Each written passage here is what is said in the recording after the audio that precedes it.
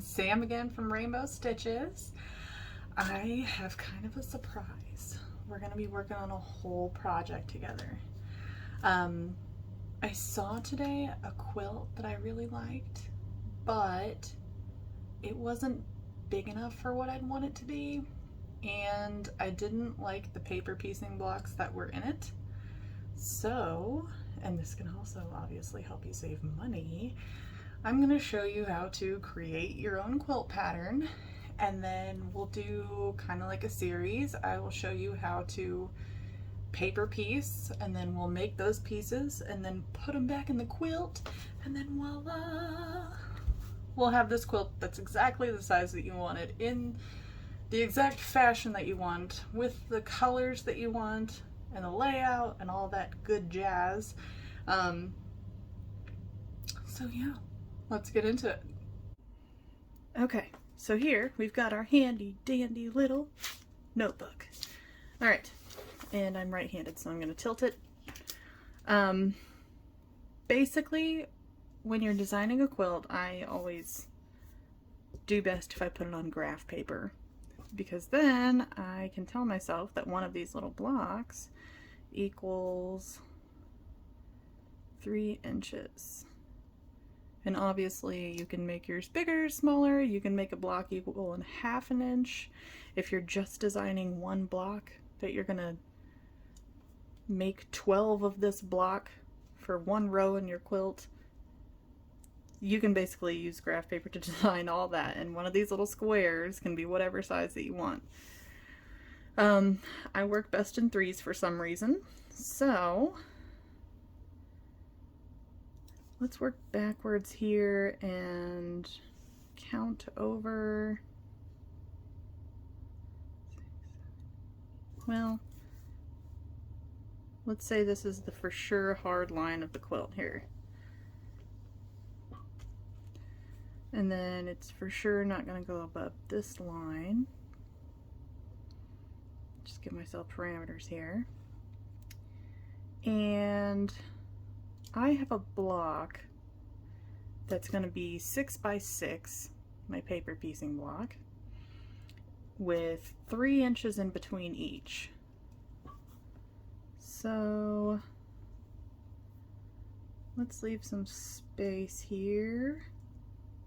We'll do a good old 72 by 90 twin size quilt. And if we're dividing by 3,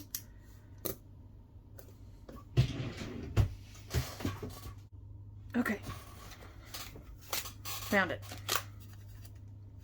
Just because I wanted to show you the math. Definitely not because I can't do arithmetic in my head right now. 72 divided by 3, since each of my little blocks are 3, mean that I'm going to have 24 squares over. 1, 2, 3, 4, 5, 6, 7, 8, 12, 13, 14, 16,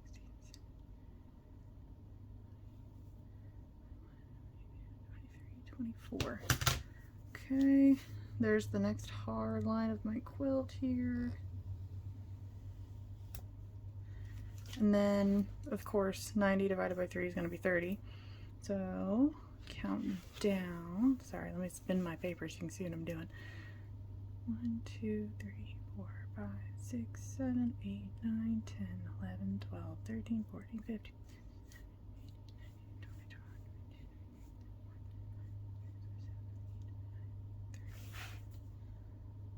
There's my last hard line. So completely forget about this space down here because it doesn't exist. It's not even there. You can't even see it. With those squiggles there, it's almost like camouflage. Kidding. All right. So finding the center of the quilt. Hold on. 24, so we count 12 over. 1, 2, 3, 4, 5, 6, 7, 8, 9, 10, 11, 12. Here is the center. And if you need to, obviously you can mark your horizontal. I'm not going to need it for what I'm drawing. I basically want to make 7 airplanes. Oh well, my pen just bled on my paper. The audacity. So right here is going to be an airplane. It's going to be the leader. And like I said, it's a 6x6 block. So that's 2x2 on a 3x3 scale. So draw a little airplane in here. Don't judge my drawing skills. Thank you. All right. Then we'll go over a cube and down a cube. Here's my next one.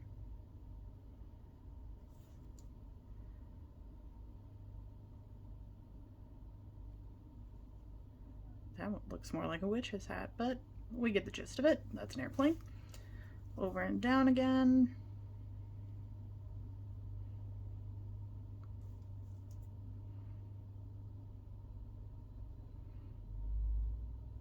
And like I said, the idea from this did come from a picture I saw recently from the Missouri Star Quilt Company.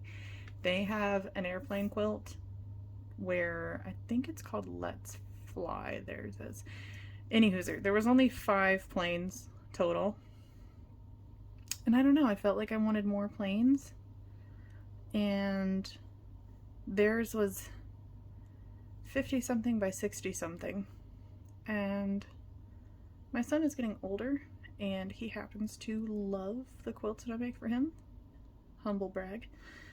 So I wanted to make him something twin size, but I couldn't find anything that he likes, and he loves all things vehicle. So thus the airplanes. And actually this looks like it's going to fit perfectly, because even though I've got 2 blocks over here, it's not enough room for a plane, and it leaves that 3-inch gap that we're wanting.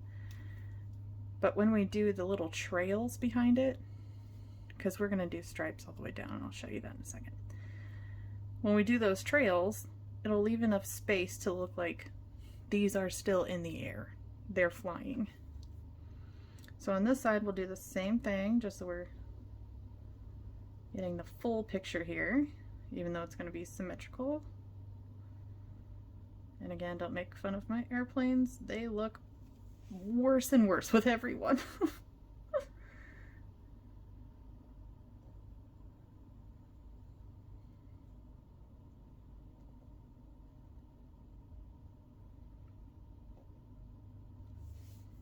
One more.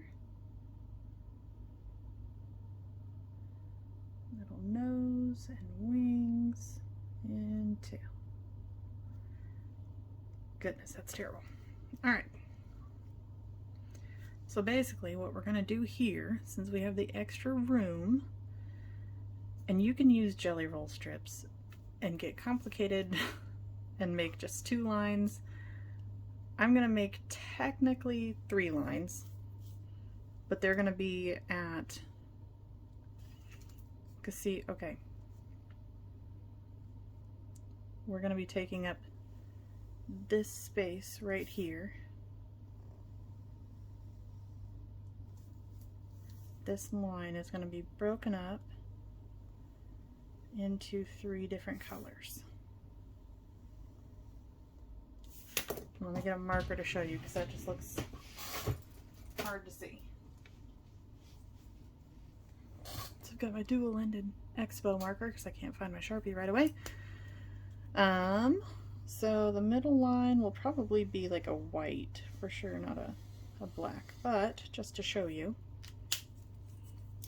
the line in the middle will be that color, the line on this side will be another color, and the line on this side will be another color. Another cool thing about the graph paper is it can help you color play. So if you don't know if the block that you're designing is going to look good in a green or orange, or if you want to check out having purple quilt, get graph paper. Get crayons, get colored pencils, get markers, whatever you want, and color. Draw. Even if it's obviously not your forte because your airplanes are bad.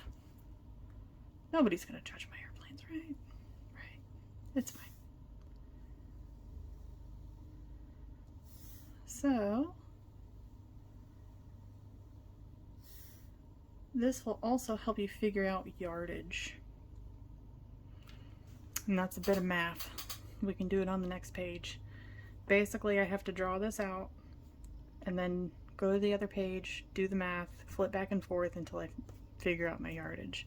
And since this is paper piecing, these airplanes will not be figured into the yardage because that has its whole separate calculations, which we'll get into in another video, so make sure you check it out. So let me draw these lines real quick.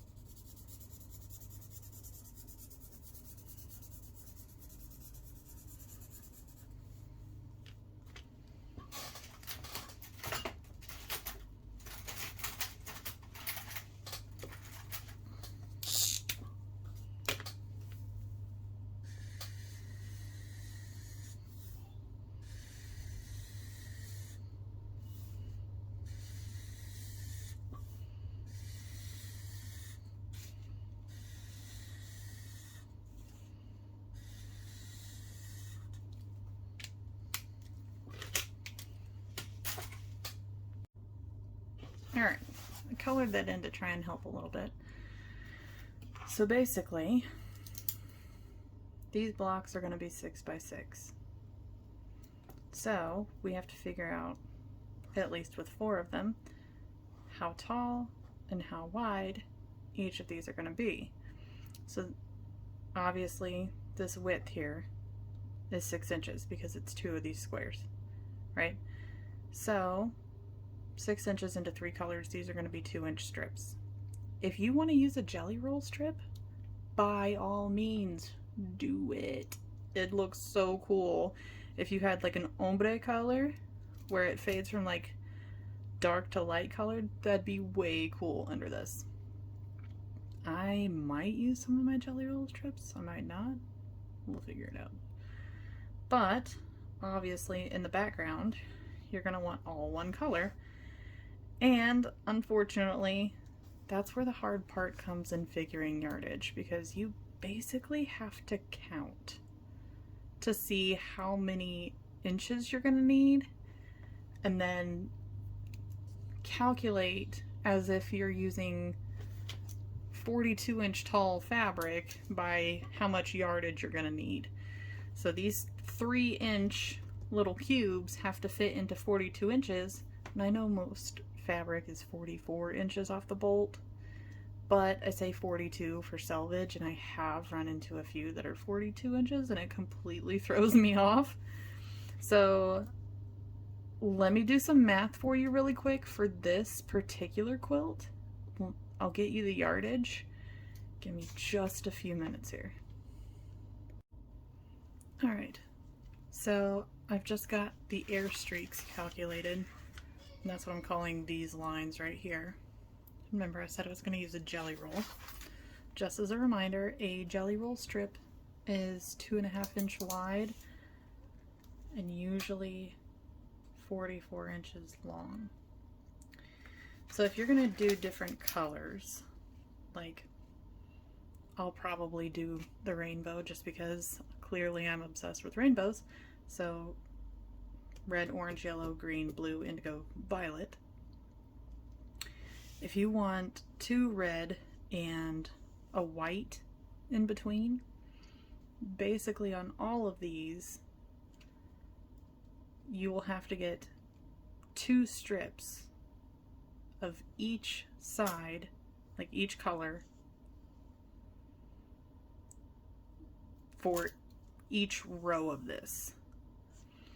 So actually on the first one, since it's 54 inches long, on air streaks 1 and 7, you could probably get away with using 1 whole strip of 44 and then 10 inches of another strip, put the white in between, and then another 44-inch strip and 10 off of the other one. So that would make 1, 2, 3 of red, if that makes sense. Let me know at all. Like, you can email me whatever you need and we will go through this if that doesn't make sense. But basically on this other sheet of paper here, if you're making this long strip and your fabric, that 2.5 inches by 44 long, only comes to here, then you'll need another piece of a strip to fill out this. Then you'll have another color in between. And then when you're doing your other side, again, your fabric will end here. So that's 1, 2 pieces, or 2 strips off the jelly roll. And then you've got 10 inches left and 10 inches left. So that'd be 3 pieces total. Sorry, my handwriting's not great. So you can get away with that on air streaks 1 and 7. Oh. You can get away with that on air streaks 1 and 7. So you'll need 3 strips by 3 strips, basically. Or it's going to be 3 strips wide, and then you'll need 3 strips for the 2 colors. And then the middle neutral color in between, you'll need 2 strips. And then on 2 and 6, let's see.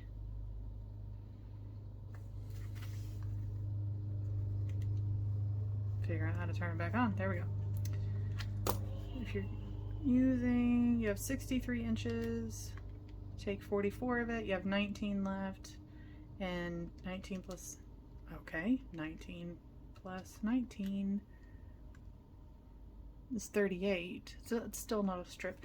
You can get away with using just 3 strips of color on these 4 air streaks. And what I mean by 1 and 7 and 2 and 6, this is 1, this is 7, this is 2, this is 6. And obviously we've got 3 and 5. The number 4 is the longest. Okay. So actually 3 and 5, 72 minus 44 is 28. 28 times. Oh, I forget how to delete. Where's delete on this? There it is. 56. No. So 3, 4, and 5, you will need 1, 2, 3, 4 strips instead of the 3 strips that we need for 1, 2, 7, and 6. And again, please let me know if that doesn't make sense. I will fix it. I will make it right. We will figure out how to do a Skype call or something. I'll make you another video. Let me know if this doesn't compute.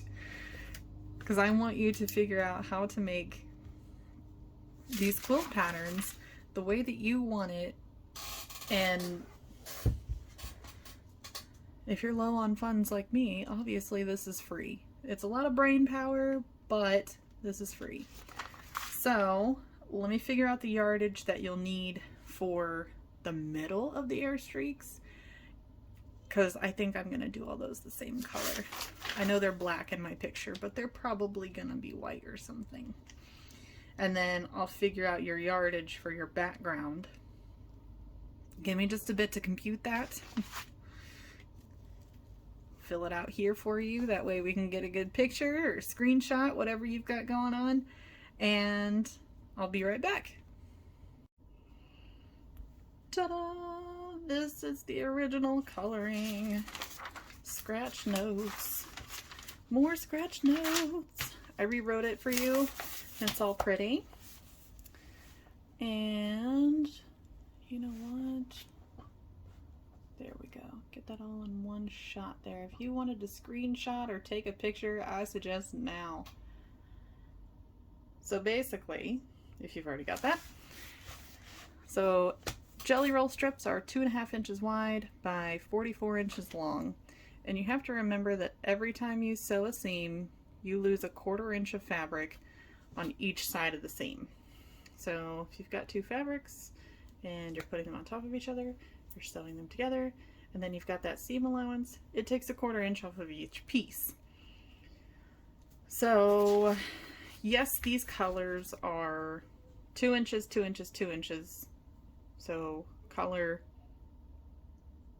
middle streak, whatever color you want that, and then the other one of the same color. Those are 2 inches, so the whole thing is 6 inches wide. But these strips are 2.5 inches because you're going to lose 1/4 inch on each side when you sew them.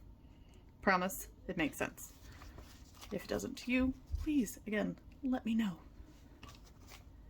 Air streaks 1 and 7 at 2.5 inches wide and 54 inches long. You can use 3 strips for each color. And by that, I mean 1 and 7 are going to be different colors if you use, ta-da! I redid it. I colored it all. It's all pretty. And obviously I renamed it Echelon, which is actually the shape that, you know, when birds migrate, they make the V shape. That's called an echelon. So here is the finished picture. And I basically do this. That's why I've gone through so many pieces of my quilt paper. Because I end up scratching out 2 or 3 pieces of paper and just using these ones. I did find free calculators that were really, really helpful on quiltersparadiseesc.com. So you are basically, let's say 1 and 7. So the pink and the purple. You're going to need 3 strips for each color, meaning you will need 3 strips of pink if you're using a jelly roll and 3 strips of purple. 2 and 6, same thing. They're 63 inches long, but you can still get that out of 3 strips for each color. So you can use 3 jelly roll strips of red and 3 jelly roll strips of blue. 3 and 5, these are 72 inches long, so we have to go up to 4 strips for each color. That's 4 strips of orange, 4 strips of green. And the middle air streak, the longest one, That one's 81 inches long. You're going to use 4 strips. So 4 strips to get this yellow. 2 on each side. And I've got all of my middle streaks, 7 of them, as gray, which is 11 jelly roll strips or a yard, depending on if you get yardage for it. And then why I included this awesome free website that I use almost every time I write a pattern. 5/8 of a yard binding, and that's if you use 2.5 inch strips. Some people use 1.5 or 2 inch strips, and I just like a really fat binding because I feel like the smaller the binding the strip is, I don't know, it's hard. And these are soft and cuddly. And obviously I'm giving this to a toddler, so I want it to be soft and cuddly. For your background, so all of the white here, for all of this white, you're going to need 2.5 yards. For the backing fabric, that's 5.25 yards. And that's obviously just the other side of this. So, of course, when I say you need 2.5 yards for your background, I am not equating for what you will need for the background in all of your planes.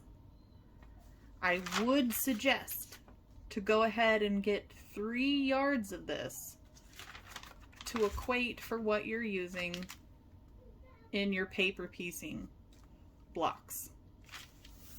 So basically what's going to go around the airplane, you want to be the same fabric as what's going to be in your background. That way it blends.